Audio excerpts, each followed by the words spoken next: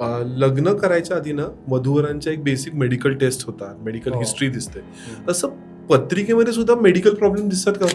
जे शत्रू ग्रह आहेत त्यांचा मृत्यू षडाष्टक संबंध सप्तम स्थानाशी किंवा सप्तमेशाशी आला तर तिथे मॅरिड लाईफ 100% डिस्टर्ब होते. ओके. आणि ते मतभेद एवढे हळूहळू वाढत जातात की आजच्या पिढीच्या स्वभावानुसार ते विकोपाची म्हणजे टोकाची भूमिका घेतात. तुम्ही पाहिलेली एखादी पत्रिका किंवा एखादी केस अशी आठवते का की जिथे तुम्ही सांगितलं होतं की पत्रिका नाही जुळत आहेत, तुम्ही नका जाऊ पुढे, पण तरी सुद्धा त्यांनी जाऊन पुढे केलं आणि मग पुढे काय प्रॉब्लेम झाला? त्यामध्ये भांडणं होतात परंतु कसे होतात ते सौम्य असतात. म्हणजे तुझं माझं जमेना आणि तुझ्या वाचून करमेना. करेक्ट. हे मृत्यू षडाष्टक असेल तर पुढे जाऊच नका. पण असे कुठले हे आहेत की ते थोडस आपण त्याच्यामध्ये कानाडोळा करू शकतो आपण, असं काही आहे? त्यामुळे लग्नस्थानात जे ग्रह बसलेले असतात तिथे मंगळ शनी, मंगळ राहू, शुक्र राहू यासारखे ग्रह जर असतील तर तिथे हे अफेअरचे प्रमाण वगैरे जास्त असतात. तर अशी कोणती दशा, कोणत्या ग्रहाची दशा आहे की त्याच्यामध्ये जर लग्न झालं तर जास्त चांगलं असतं? मुलाच्या आणि मुलीच्या पत्रिकेमध्ये असलेले पितृदोष, तर ह्या पितृदोषांनी सुद्धा लग्नाच्या याच्यावरती इम्पॅक्ट होऊ शकतो का? जनरली मॅक्झिमम ॲव्हरेज लाईफ एका जेमस्टोनची 4 ते 5 वर्षापर्यंत असते. भविष्यशाला. नमस्कार. भविष्यशालाच्या आजच्या भागामध्ये मी अधीश तुमच्या सगळ्यांचं मनापासून स्वागत करतो. आपल्या मराठीमध्ये खूप छान म्हणे की लग्न पाहावं करून आणि घर पाहावं बांधून. या दोन्ही गोष्टी व्यवस्थित वेळेला, व्यवस्थित ठिकाणी आणि व्यवस्थित व्यक्तीसोबत करणं खूप गरजेचं आहे. कारण ह्या दोन गोष्टी जर बिघडल्या ना तर आयुष्याची सगळी घडी विस्कटू शकते. पण आपल्याकडची जी पौराणिक शास्त्र आहेत, मग ज्योतिष असेल, वास्तू असेल, या सगळ्यामध्ये या सगळ्या गोष्टींची खूप छान तरतूद करून ठेवलेली आहे.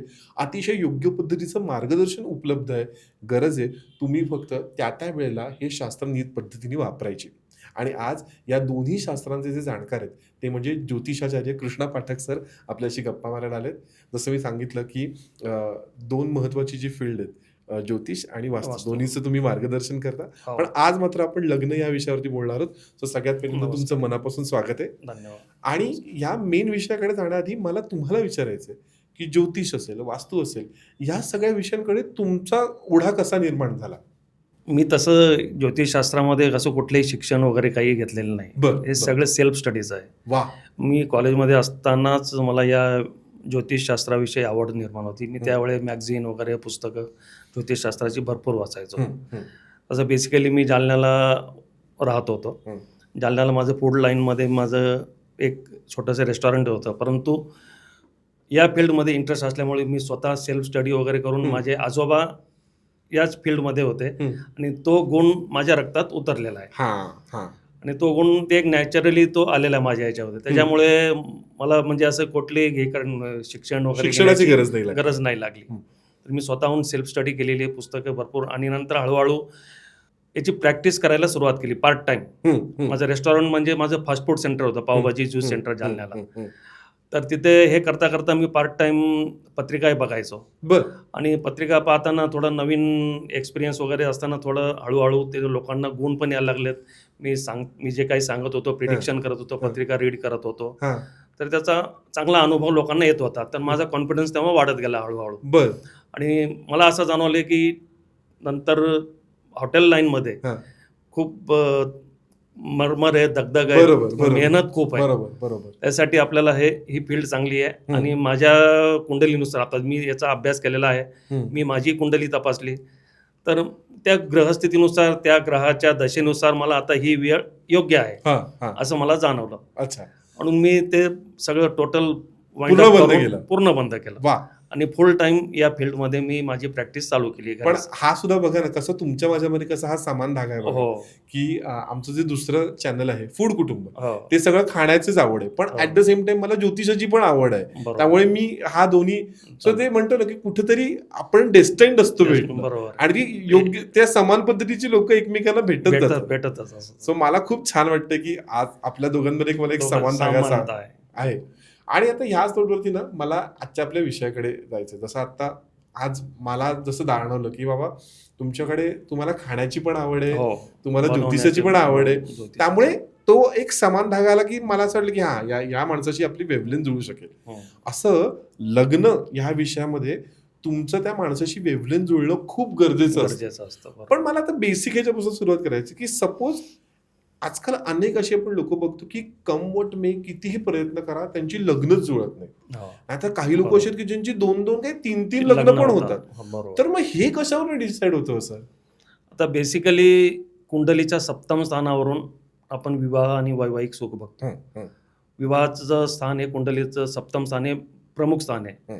आणि त्याला 4-5 अशी पूरक स्थान असतात, जसे की लग्न स्थान असतं, द्वितीय स्थान जिथून आपण कौटुंबिक सुख बघतो, चतुर्थ स्थान जिथून आपण गृहसौख्य बघतो, कौटुंबिक सुखही असतं, पंचम स्थान जिथून आपण संतान सुख, पती पत्नीमधील प्रेम, वैवाहिक सुख, रोमांस या सगळ्या गोष्टी आपण पंचम स्थानावरून बघत बघतो. असतो. आणि लाभस्थान जे 11व्या स्थानाला आपण लाभस्थान जिथून आपल्या इच्छापूर्ती, स्वप्नपूर्ती या गोष्टी बघतो. ही सगळी पूरक स्थानं या सप्तम स्थानाशी संबंधित आहेत. बरं. आणि या स्थानांमध्ये जी काही शुभ अशुभ ग्रहस्थिती असते, शुभ ग्रहस्थिती असेल, ग्रह चांगले असतील तर विवाह वेळेवर, संसार सुखाचा होतो. परंतु याच स्थानांमध्ये जर काही अशुभ ग्रहस्थिती असली, जसे की समजा सप्तम स्थानाचा संबंध मंगळ, शनी, राहू, केतू यांच्याशी आला, तर तिथे विवाह जमताना अडथळे, अडचणी, विलंब निर्माण होऊन पती पत्नीत वैचारिक मतभेदे निर्माण करतात. आणि मग वादविवाद हळूहळू वाढत जाऊन ते टोकाची भूमिका घेण्यापर्यंत सुद्धा त्यांची मजल जाते. तर त्यासाठी ते आपल्याला हे करणंच गरजेचं असतं. म्हणून ती पत्रिका बघणं गरजेचं असतं. पत्रिका पण गरजेचं. जसं आता मी तुम्हाला म्हणलं की काही लोकांच्या नशिबात लग्नच नसतं, मग त्यांचं सप्तम स्थान रिक्त असतं असं म्हणायचं का? रिक्त असतं असं नाही म्हणता येणार, कारण सप्तम स्थानाचा संबंध पापग्रहांशी किंवा अशुभ योगांशी आलेला असतो. जसं सप्तम स्थानाचा संबंध मंगळ शनीचा षडाष्टक योग, मंगळ शनीची युती, मंगळ शनी हे एकमेकांचे शत्रू आहेत. बरोबर. आणि त्यांचा संबंध शनी हा पहिलेच विलंबाचा कारक आहे, अडथळे अडचणी निर्माण करतो. आणि षडाष्टक योग, मंगळ शनी म्हणजे शत्रू असल्यामुळे तिथे मृत्यू षडाष्टक योग होतो. मृत्यू षडाष्टक योग म्हणजे त्याचा शब्दशः अर्थ मृत्यू असा न घेता या दोन ग्रहांचा संबंध कोणत्या स्थानाशी आलेला आहे कुंडलीमध्ये, त्या स्थानाशी संबंधित तो अडथळे अडचणी विलंब निर्माण करतो. म्हणजेच असं म्हणता येईल आपल्याला की तो मृत्यूतुल्य वेदना किंवा त्रास देतो, मरणप्राय वेदना देतो तो. तर त्यासाठी तिथं मंगळ शनीचा संबंध म्हणजे मंगळ शनीचा द्वंद्व योग म्हणा किंवा मृत्यू षडाष्टक योग म्हणा, चांडाळ योग, गुरु राहूचा चांडाळ योग सप्तम स्थानाशी संबंधित किंवा लग्न स्थानाशी संबंधित, किंवा चंद्र शनीचा विष योग सप्तम स्थानाशी संबंधित आला, किंवा या दोन ग्रहांचा संबंध षडाष्टक योगामध्ये आला सप्तम स्थानासोबत किंवा सप्तमेशासोबत, तर तिथे लग्न जमताना अडथळे अडचणी विलंब निर्माण होतात. एकतर लग्न जमत नाही आणि जमलं तर पती पत्नीत वैचारिक मतभेद निर्माण होऊन ते मॅरिड लाईफ प्रचंड प्रमाणात डिस्टर्ब करतात. अच्छा.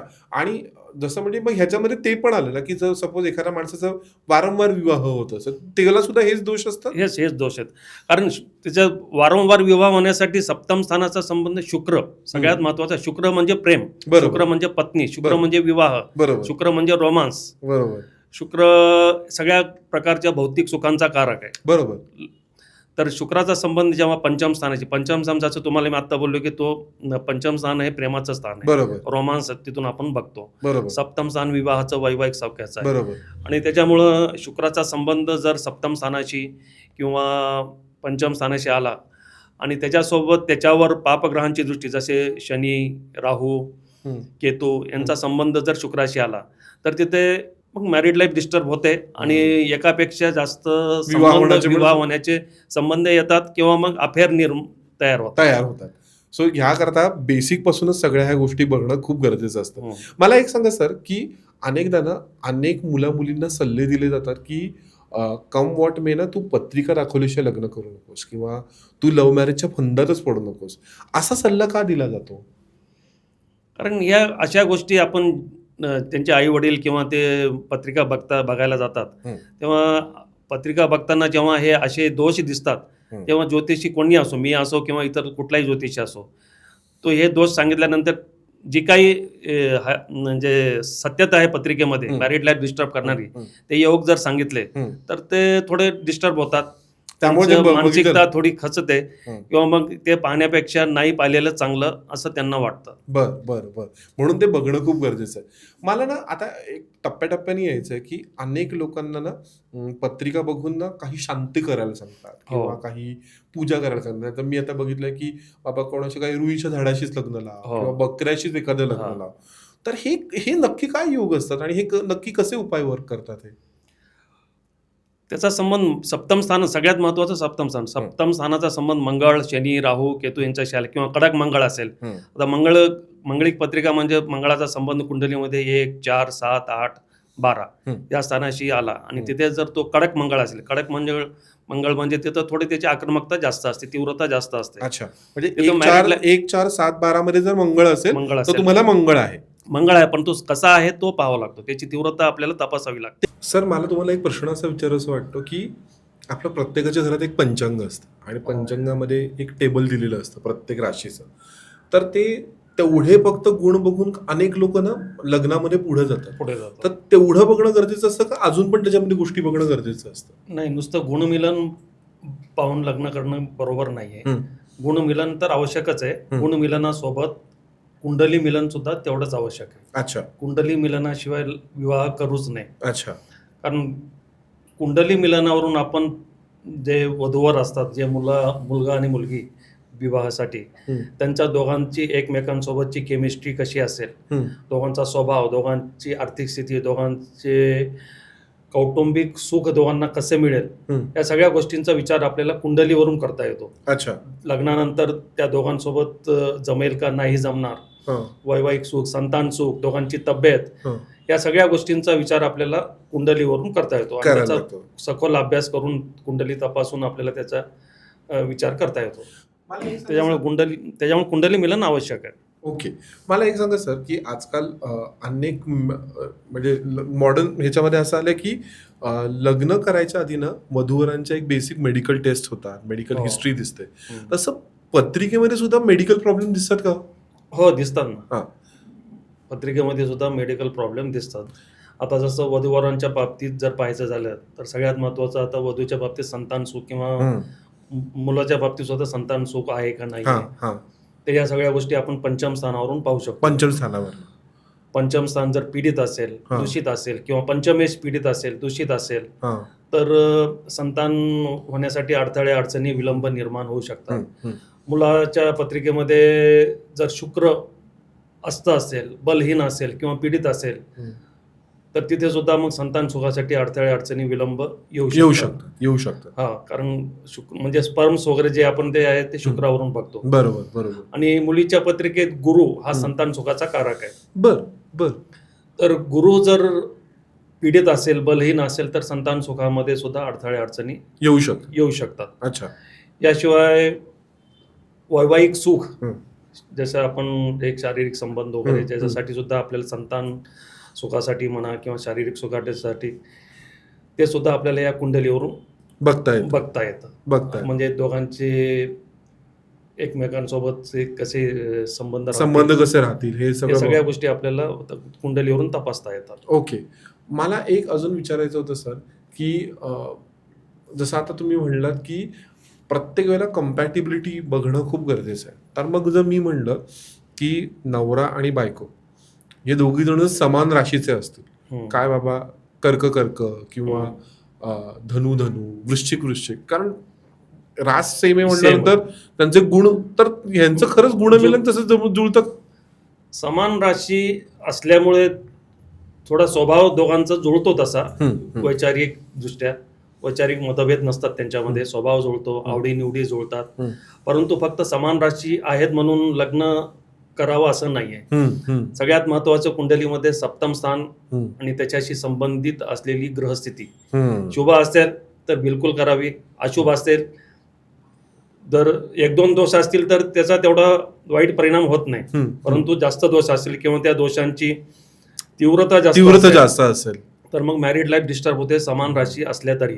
आता जसं उदाहरणार्थ सिंह राशीचे जर असतील दोन्ही, सिंह राशी किंवा मेष राशी, तर हे अग्रेसिव्ह पण आहे, याच्यामध्ये आक्रमकता आहे. दोघंही जर त्यावेळेला आक्रमकता दाखवत असतील, हट्टीपणा, जिद्दीपणा, राग करत असतील, तर तिथे मॅरिड लाईफ डिस्टर्ब होणारच. तर या दोघांच्या राशी सेम आहेत, परंतु दोघांचा स्वभाव सारखाच आहे. किंवा वृश्चिक राशी असेल तर तिथे संशयी वृत्ती जास्त वाढते दोघांनाही, मग तिथे एकमेकांवर संशय घेणार, डाऊट घेणार, त्याच्यामुळे सुद्धा मॅरिड लाईफ डिस्टर्ब होते.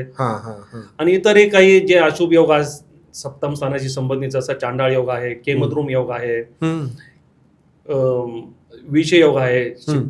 चंद्रशनीचा, चंद्रशनीचा, राईट राईट. त्याचा संबंध सप्तम स्थानाशी आला किंवा सप्तम स्थानाशी संबंधित कुठल्याही प्रकारे कुठल्याही ग्रहांचा मृत्यू षडाष्टक योग नाही यायला पाहिजे. तसं फक्त मंगळ शनीच नाही, चंद्र शनी जे शत्रू ग्रह आहेत त्यांचा मृत्यू षडाष्टक संबंध सप्तम स्थानाशी किंवा सप्तमेशाशी आला तर तिथे मॅरिड लाईफ 100% डिस्टर्ब होते. ओके. आणि ते मतभेद एवढे हळूहळू वाढत जातात की आजच्या पिढीच्या स्वभावानुसार ते विकोपाची म्हणजे टोकाची भूमिका आणि घेतात. काय झालं माहिती का, आजच्या पिढीमध्ये ना टॉलरन्स लेवल इतकं कमी झालं ना कमी की झालेलं आहे. जगा आणि जगू द्या या झोनवरती सगळेजण दोघे नवरा बायको कमावतात, दोघांना वेळ मिळत नाही, दोघे थकून येतात करेक्ट. आणि त्यांचा विपरीत परिणाम मग मॅरिड लाईफ अगदी अगदी बरोबर आहे.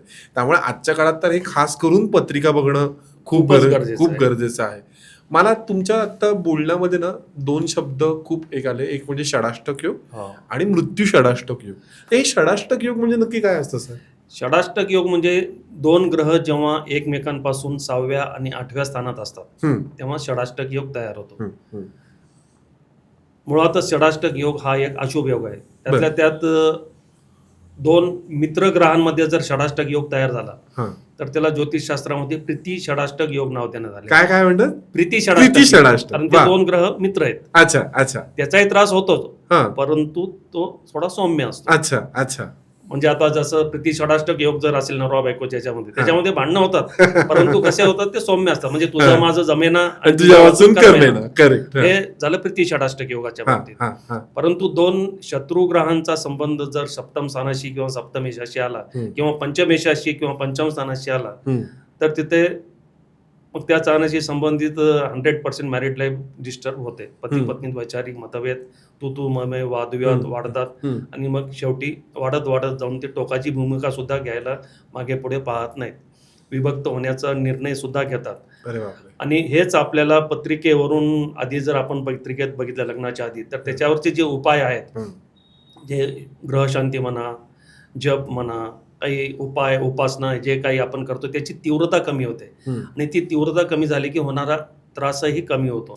दोष पूर्ण जात नाहीत, दोष पूर्ण जात नाहीत, परंतु त्याची तीव्रता मात्र 70-80% 100% तेवढी कमी होते.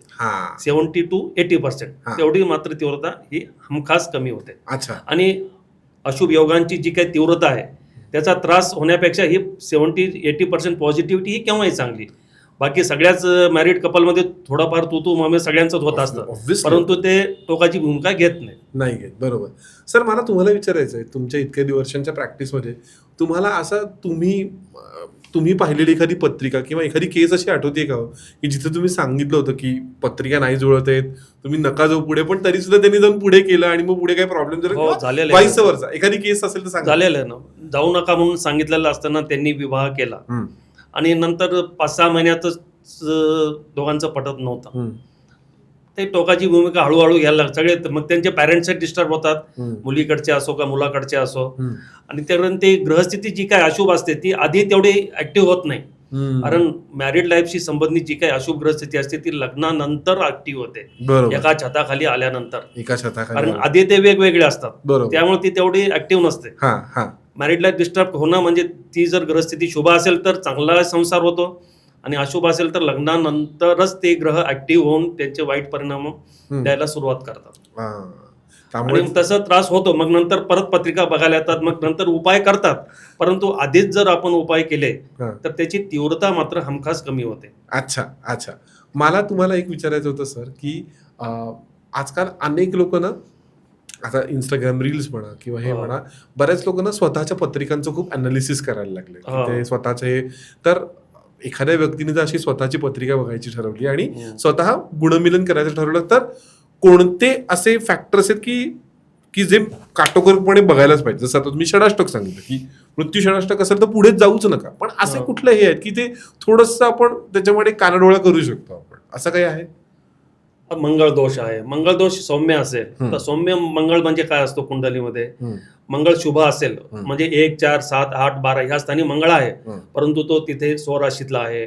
त्याची जी तीव्रता आहे म्हणजे त्याच्यावर शुभ ग्रहांची दृष्टी आहे, शुक्र, गुरु या ग्रहांची, शुभ ग्रहांची दृष्टी असेल किंवा तो स्वराशीतला उच्चीचा असेल तर तिथे थोडं हे होऊन जातं, म्हणजे तिथे आपल्याला थोडं तिथं तो मंगळ जरी असला, मंगळिक पत्रिका जरी असली तरी तिथं आपल्याला थोडं त्याच्यामध्ये हे करता येतं. मला तुम्हाला एक विचारायचं असं होतं की कोणत्याही लग्नाच्या वेळेला म्हणलं की मंगळ आणि शुक्र हे 2 ग्रह खूप बघितले जातात. हा, तर ह्या 2 ह्याचं आपल्या वैवाहिक आयुष्यात कसं महत्व आहे मंगळ आणि शुक्राचं?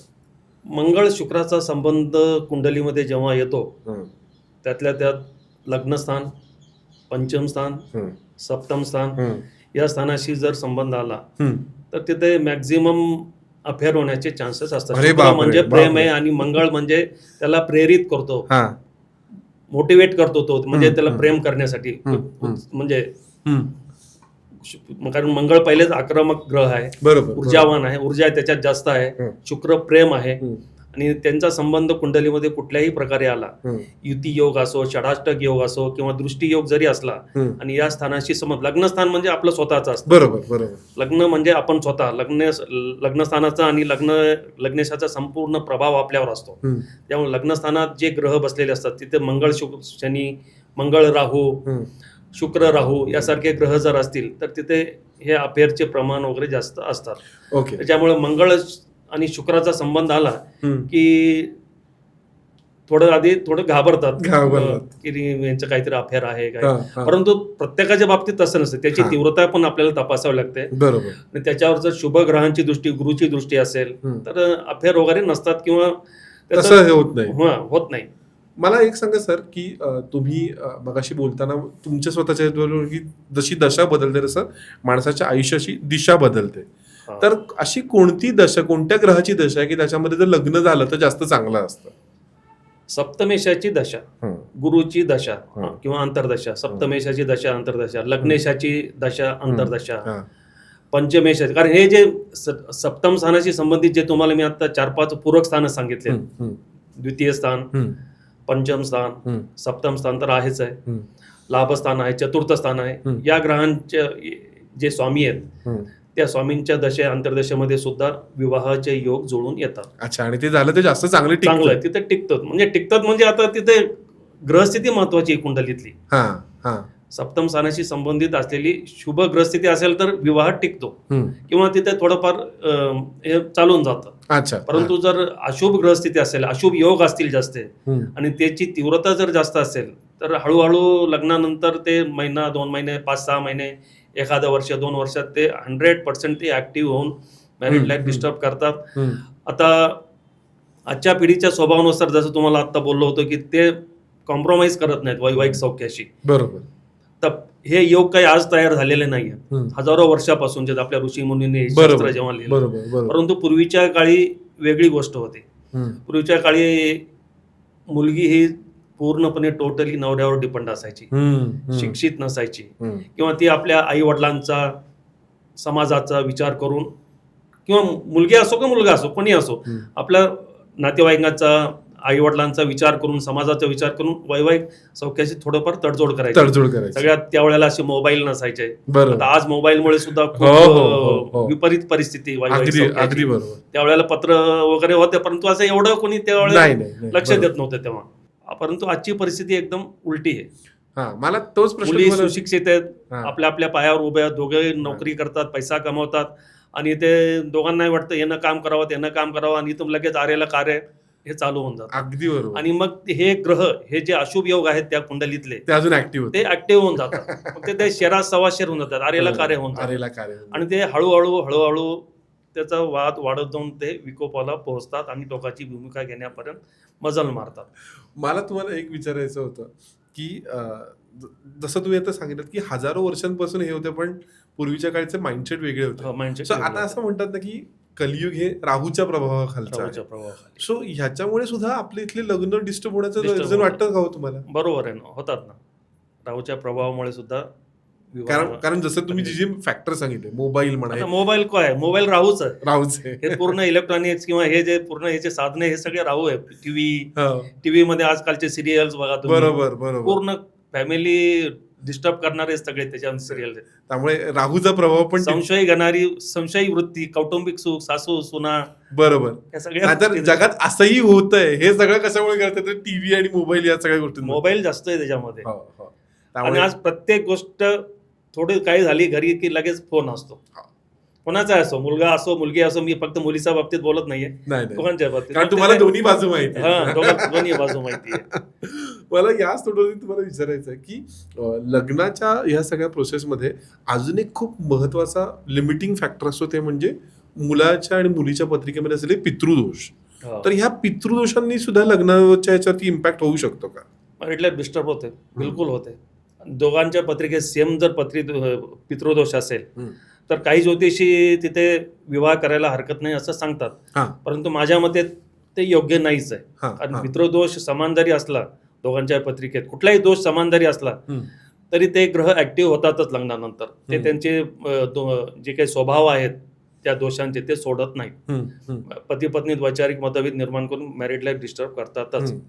म्हणजे कुठलाही दोष, पितृदोष असो, नागदोष असो, किंवा हे कुठलेही चांडाळ योग, अंगारक योग, कुठलेही दोष असो द्यात, ते ऍक्टिव्ह होतातच लग्नानंतर. आणि त्याचा संबंध जर सप्तम स्थानाशी किंवा वैवाहिक सौख्याशी असेल तर मग मॅरिड लाईफ डिस्टर्ब होतेच. पण मला ऍट द सेम टाइम सगळ्या पॅरेंट्सला सुद्धा सांगावं असं वाटतंय की जर तुमच्या मुलाच्या किंवा मुलीच्या पत्रिकेमध्ये असा योग असेल तर प्लीज ह्या गोष्टी सिरियसली घ्या. सिरियसली घेऊन पत्रिका आधी तपासून घ्या, हा, मॅच मेकिंग करून घ्या विवाह जमण्याच्या आधी.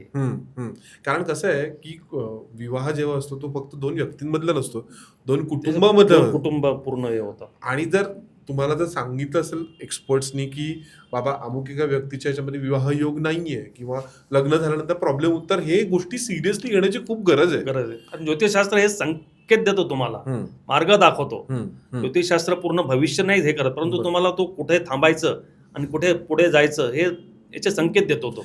आणि मगाशी तुम्ही बोलताना एक खूप छान वाक्य बोललात की जे त्रास होणार आहेत ते होणारच आहेत, त्याची तीव्रता आपल्याला कमी करता येते. 100% कमी करता येते. म्हणजे 100% होत नाही, 70 to 80% त्याचे उपाय करून तेवढे हमखास कमी करता येते. तेवढं हमखास कमी करता येतं. मला तुम्हाला एक विचारायचं होतं की म्हणजे आता हे मी माझ्या पण एक जवळच्या अनुभवावरनं सांगितलं की ज्या लोकांना थोडंफार पत्रिका आणि ह्या सगळ्या गोष्टींचं नॉलेज असतं ते लोक अति टेक्निकल होतात असं मी बघितलंय. कारण मी माझ्या जवळचं एक उदाहरण बघितलेलं आहे. सो कुठेतरी मग आपण ह्याच्यामध्ये जगण्याची गंमत विसरतो असं तुम्हाला वाटतं का? अति पत्रिका पाहणं हे सुद्धा चांगलं नसतं. त्याच्या बाबतीत एक लिमिट पर्यंत ठीक आहे, कारण छोटे छोटे दोष त्याला मोठे धरून आपण चांगले आलेले स्थळ आपण नाकारतो, ते योग्य नाही. प्रत्येकाच्याच कुंडलीमध्ये छोटे मोठे दोष असतातच. 1-2 दोष असतील तर तिथे इग्नोर करायचं असतं. बरोबर. खूपच जास्त त्याची तीव्रता असेल, जास्त दोष असतील तरच ते मॅरिड लाईफ डिस्टर्ब करतात. आणि अतिपत्रिका किंवा थोडंफार नॉलेज असणं किंवा ज्याला आपण म्हणतो अर्ध्या हळकुंडाने पिवळं आणि त्याला एक म्हणतात half knowledge is always dangerous. बरोबर. त्यामुळे तिथे स्वतःहून असं हे करणं किंवा अतिपत्रिका दाखवणं प्रत्येक वेळेला तर ते योग्य नाही. एक लिमिट पर्यंत एक चांगले एक मोठे दोष असतील, तीव्रता ज्याची जास्त असेल तरच तिचं आपल्याला हे करता येतं. ओके, मला तुम्हाला विचारायचं आहे की आज तुम्ही इतके वर्ष सगळे प्रॅक्टिसही करताय, अनेक पद्धतीच्या लोकांना तुम्ही भेटताय, तर ह्या सगळ्या बाबतीमध्ये लोकांनी कशा दृष्टीने हे सगळं शास्त्र बघितलं पाहिजे किंवा कितपत ह्याच्यावरती अवलंबून राहायला पाहिजे, तुम्हाला काय वाटतं? लोकांनी बिलकुल अवलंबून राहायला पाहिजे याच्यावर. हे शास्त्र, ज्योतिषशास्त्र हे आपल्याला मार्ग दाखवत आहे. पुढचे संभाव्य अडथळे अडचणी येणारे ते आपल्याला तिथे सावध करतो ज्योतिषशास्त्र. बरोबर. ज्योतिषी तुम्हाला तिथे सावध करतो. तुम्ही जर या मार्गावरून गेला तर तुम्हाला इथे असा अडथळा येऊ शकतो. बरोबर. किंवा या मार्गावरून तुम्ही जा, तिथं तुम्हाला काही अडथळा येणार नाही, तुम्ही बिनधास्त डोळे झाकून जा, लग्न करू शकता. हे ज्योतिषी तुम्हाला दाखवतो तिथे तुमच्या कुंडलीवर. त्यामुळे ह्याचा वापर तर करायलाच पाहिजे, पण अति त्याच्या आहारी जाऊ नका, अति करू नका, तेच सांगणं आहे. ओके, सो जाता जाता जे व्ह्युअर्स आता आमचे बघणार आहेत त्यांना जर तुम्हाला तुमच्याकडनं एक सल्ला द्यायचा असेल की लग्न, घटस्फोट किंवा आजकाल ही जी अफेअरचं तुम्ही सगळं प्रमाण बोललात, तर ह्या सगळ्याच्यामध्ये त्यांनी ह्या सगळ्या शास्त्राचा कसा वापर केला पाहिजे, नाही तर ओव्हरऑल एक नैतिकता जपण्यासाठी तुम्ही तुमच्याकडनं काय सल्ला द्या? आज घटस्फोटाचं खूप जास्त प्रमाण वाढलेलं आहे. त्यातल्या त्यात मेट्रो सिटीजमध्ये जास्त आहे. मुंबई, पुणे तर खूप जास्त आहे. खूप छोट्या शहरांमध्ये ह्याचं प्रमाण कमी आहे. तर घटस्फोट का होतो? घटस्फोट आपण थांबवू शकतो कुंडली दाखवून. एकतर त्यातल्या त्यात लग्नाच्या आधी जर आपण दोघांच्या कुंडली दाखवून त्याच्यावरचे उपाय वगैरे, आता ज्योतिषाला सर्व कळतं की हे घटस्फोटाची पत्रिका आहे. हम्म. परंतु त्याच्यावरचे जर आपण उपाय केले लग्नाच्या आधीच तर त्याची तीव्रता कमी करून कमी आपण करता ते येतं. थांबवू हो, शकतो. हो, हो. किंवा लग्नानंतरही लगेच 2-3 कारण हे ग्रह अशुभ ग्रह किंवा अशुभ योग असतील हम्म. लग्नानंतर ते हळूहळू ऍक्टिव्ह व्हायला लागतात जे जो लग्नानंतर. हम्म, हम्म, आणि जेव्हा त्यांना जाणवतं की आपली तू मय किंवा वादविवाद व्हायला लागलेत, एकतर त्या दोघांनी किंवा त्यांच्या पॅरेंट्सनी हम्म. लगेच दोघांची पत्रिका एखाद्या चांगल्या तज्ज्ञ ज्योतिषाला दाखवून हम्म. त्याच्यावर त्या पत्रिकेत काही दोष असतील त्याचे उपाय वेळेवरच करून घ्यायला पाहिजे. एक्झॅक्टली. नाहीतर ते हळूहळू वादविवाद वाढत जाऊन ते तुटण्याची सुद्धा शक्यता असते. बरोबर. आता घटस्फोट हा ऍक्सिडेंट नाहीये, हम्म. ती एक प्रोसेस आहे. तो ज्वालामुखी तो हळूहळू हळू ऍक्सिडेंट कसा असतो, हा. ऍक्सिडेंट एकदम अचानक एक बरोबर. 2 तुकडे. बरोबर बरोबर. परंतु घटस्फोट म्हणजे एक प्रोसेस आहे, ते हळूहळू वादविवाद वाढत जातात. एकदमच तुम्ही लग्न केलं आणि लगेच 2 महिन्यात 6 महिन्यात अचानक होत नाही तो. बरोबर. कारण त्याची आपल्याला त्याची चाहूल लागते. हम्म. घटस्फोटाची नवरा बायको असो का घरातले आई वडील असो पॅरेंट्स असो त्यांना पण चाहूल लागते, यांचं दोघांचं पटत नाही. हम्म, हम्म, तर अशा वेळेला त्यांना जास्त म्हणजे त्यांचे वादविवाद जास्त विकोपाला जाऊ नयेत हम्म. किंवा त्याच्या आधीच आपल्याला त्यांच्या दोघांच्या पत्रिका दाखवाव्यात किंवा दोघांनी सुद्धा स्वतःहून पत्रिका दाखवाव्यात. कुंडलीमध्ये असं म्हणजे काय दोष आहेत की जे असं मॅरिड लाईफ डिस्टर्ब होत आहेत दोघांची, हम्म, हम्म. तर त्यातले उपाय वगैरे केल्यानंतर निश्चितच त्याची तीव्रता कमी नक्कीच कमी होऊन करू. आपण घटस्फोट तिथे थांबवू शकतो. बाय एनी चान्स तुमच्याकडे असं एक्झाम्पल आहे, तुम्ही बिलकुल सांगा ना सर. आलेले आहेत माझ्याकडे असे भरपूर क्लायंट आलेले आहेत ज्यांना आता इथे मध्ये कसं असतं, घटस्फोट झालेले ते एकत्र आलेले नाही आहेत, हम्म. परंतु घटस्फोटाच्या प्रोसेसवर असणारे. हम्म. आता घटस्फोट दोघांना ॲट अ टाइम दोघांना नकोच असतो. बरोबर बरोबर. नवरा बायको दोघांपैकी एकालाच पाहिजे असतो. हम्म. आणि इव्हन ती त्यांची केस कोर्टात जरी गेलेली असली आणि दोघांपैकी एक जण जरी ज्योतिषाकडे आला आणि त्याची जर ती तळमळ असेल की मला घटस्फोट घ्यायचा नाहीये हम्म, हम्म, आणि कुंडली दाखवली दोघांची, हम्म. त्या कुंडलीमध्ये जे काही दोघांच्या पत्रिकेत वैवाहिक सौख्याशी संबंधित विवाहाशी संबंधित जे काही दोष आहेत हम्म. ते दोष त्याचं निदान करून मी त्यांना पूर्ण त्याचे उपाय उपासना सांगतो. आणि उपाय उपासना केल्यानंतर आता अशुभ योग म्हणा किंवा अशुभ आता शुक्र हम्म. प्रेम, शुक्र म्हणजे प्रेम, पत्नी, विवाह, वैवाहिक सुख. हम्म. शुक्र अस्त असेल, नीच असेल किंवा पापग्रहांच्या दृष्टीत, सप्तमेश पापग्रहांच्या दृष्टीत त्याचा संबंध आलेला असेल, सप्तम स्थान सप्तम पापग्रहांच्या विळख्यात अडकलेला असेल, तर अशा वेळेला त्या ग्रहांचे किंवा त्या अशुभ योगांची शांती पण त्यांना मी करायला सांगतो. हम्म. जप वगैरे काही उपासना असतात स्वतःला करायच्या त्या पण सांगतो. हम्म. आणि त्या तुम्ही जेवढ्या श्रद्धेनं आणि विश्वासाने कराल हम्म. तेवढे त्याचे लवकर चांगले रिझल्ट्स पाहायला मिळतात. वा. मिनिमम शांती केल्यानंतर कुठलेही उपाय केल्यानंतर 3 ते 4 महिने किंवा मॅक्झिमम 6 महिने हम्म. या कालावधीमध्ये हे सगळे ग्रह हे पॉझिटिव्ह खूप होऊन महत्वाचं सांगितलं. त्यांचे पॉझिटिव्ह रिझल्ट द्यायला सुरुवात करतात. म्हणजे त्या ग्रहांचा सपोर्ट मिळायला सुरुवात होतो आपल्याला. हम्म. आपले जे काही अडचणी आहेत, आता इथं समजा आजचा विषय आपला हा विवाहाशी आहे, तर बरं. विवाहाशी संबंधित जे काही दोष आहेत आणि त्यांचे आपण उपाय उपासना केलेत तर ते मॅक्झिमम 6 महिन्यापर्यंत ते पॉझिटिव्ह रिझल्ट द्यायला सुरुवात करतात. गाडी ट्रॅकवर येते आपली. हा, पण ह्याच्यामध्ये सुद्धा हे सुद्धा लक्षात ठेवणं गरजेचं आहे की पी हळद हो गोरी असं नाही. नाही वेळ प्रत्येक लागतो थोडा. प्रोसेसला वेळ द्यायला लागतो. वेळ द्यायला लागतो. होमिओपॅथी ट्रीटमेंट सारखं आहे. वा वा वा, हे मला विशेष आवडलेलं आहे. आणि परत त्याच्यात सातत्य पाहिजे. उपाय उपासनेमध्ये सुद्धा सातत्य पाहिजे. Absolutely. सांगितलेली उपासना आहे, लगेच तुम्ही 8 दिवसात त्याचे रिझल्ट मिळतील असं अपेक्षित धरू नका. नाही नाही नाही, हे काय मोबाईलचं हे नाही की इकडून सेंड केलं की तिकडे रिसीव्ह झालं, असं नाही होत. कुंडलीमध्ये अजून एक योग आहे, तो म्हणजे केमुद्रुम योग, जो सप्तम स्थानाशी संबंधित जर त्याचा संबंध आला तर 100% घटस्फोट घेण्यासाठी तो प्रवृत्त करतो. केमुद्रुम योग म्हणजे काय असतं, हा चंद्राशी संबंधित आहे. हम्म. चंद्र म्हणजे आपलं मन. हम्म. चंद्र आता केमुद्रुम योग हा केव्हा तयार होतो कुंडलीमध्ये, जेव्हा चंद्राच्या मागच्या स्थानामध्ये आणि पुढच्या स्थानामध्ये एकही ग्रह नसतो. अरे बापरे. तेव्हा कुंडलीमध्ये केमुद्रुम योग तयार होतो. आता समजा सप्तम स्थानामध्ये चंद्र आहे, हा. त्याच्या मागच्या स्थानात म्हणजे 6व्या स्थानात एकही ग्रह नाहीये, पुढच्या स्थानात म्हणजे 8व्या स्थानात एकही ग्रह नाहीये. बापरे. तर या नियमानुसार इथे केमुद्रुम योग तयार होतो. हा. आता हा केमुद्रुम योग प्रामुख्याने 3 प्रकारे माणसाच्या जीवनावर अशुभ प्रभाव टाकतो. सगळ्यात पहिले चंद्र म्हणजे मन आहे, मनाचा कारक आहे. तो मानसिक अस्थिरता, ताण तणाव, टेन्शन, निगेटिव्हिटी, चिडचिड, एकटेपणा, नैराश्य, द्विधा मनस्थिती, कन्फ्युजन यासारख्या गोष्टी तो देतो. बरोबर. आणि तो सप्तमात असल्यामुळे तिथे पती पत्नी वैचारिक मतभेद निर्माण करून तो मॅरिड लाईफ डिस्टर्ब करतो. बापरे. आणि इतक्या प्रमाणात डिस्टर्ब करतो, मन दूषित होते. चंद्र पीडित होणं म्हणजे मन पीडित होणं. बरोबर, बरोबर. मन पीडित झालं की तिथे संशय बुद्धी आली, सगळे आलं, वैचारिक मतभेद आले आणि मग पती पत्नीत वैचारिक मतभेद निर्माण करून तो मॅरिड लाईफ डिस्टर्ब करून घटस्फोटापर्यंत जातो, घेऊन जातो. बापरे, बापरे. आणि सगळं काही चांगलं चाललेलं असताना अचानक या चंद्राच्या महादशेत किंवा अंतर्दशेमध्ये नियती आपल्याकडून एक अशी चुकीचा निर्णय घ्यायला भाग पडते की त्या चुकीच्या निर्णयामुळे आपल्याला जीवनात खूप मोठं नुकसान होऊ शकतं. मग ते पैशाच्या बाबतीत असो किंवा नात्याच्या बाबतीत असो. त्यामुळे तिथे सुद्धा मग ते घटस्फोटाचा निर्णय घेणं सुद्धा हे तिथे चुकीचं ठरतं आणि नंतर पश्चातापाशिवाय हातात काहीही उरत नाही.